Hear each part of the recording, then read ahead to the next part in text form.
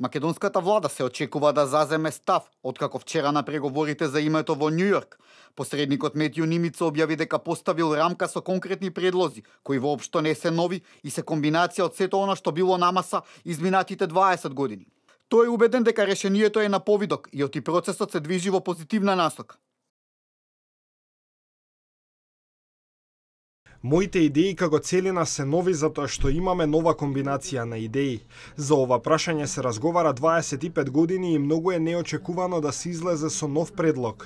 Многу луѓе сиве овие години размислуваме на овие прашања, затоа многу е тешко да се излезе со нешто ново, но сметам дека сега ситуацијата е различна. На ова гледам како на добар сет на идеи со пакет на компромис, со кој двете страни би требало да се чувствуваат комфортно со заеднички прифатливо решение. Иако официјално Нимиц не сакаше да говори кои се предлозите, грчките медиуми пишуваат дека тој доставил сет на идеи и предлози на македонски и англиски јазик.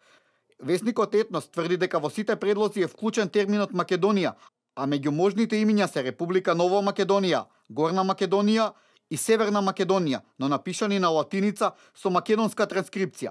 За јазикот исто така се предлага да биде именуван македонски, но на латиница, или пак другата варијанта е да се вика Official Language of и во продолжение името кое ќе биде договорено. Сите овие предлози преговарачот Васко Наумовски ги нарече далеку од достоинствени и дека преговорите излегуваат од резолуцијата 817 на Обединетите нации и оти треба да се разговара само за разликите околу името, но не и за останатите прашања. Ваквата изјава на Наумовски беше повод тој да биде нападнат на социјалните мрежи, зашто излегувал со изјави и ставови пред да изврши консултации со владата. Дури и се бара негова смена. Не се исклучува можноста Наумовски да ја напушти преговарачката функција, на која дојде во 2014 година на местото на Зоран Јолевски. Нема информации дали на преговорите во Њу Јорк станало збор дали во двете земји ќе се организира референдум по ова прашање или целата процедура би се завршила во парламентите.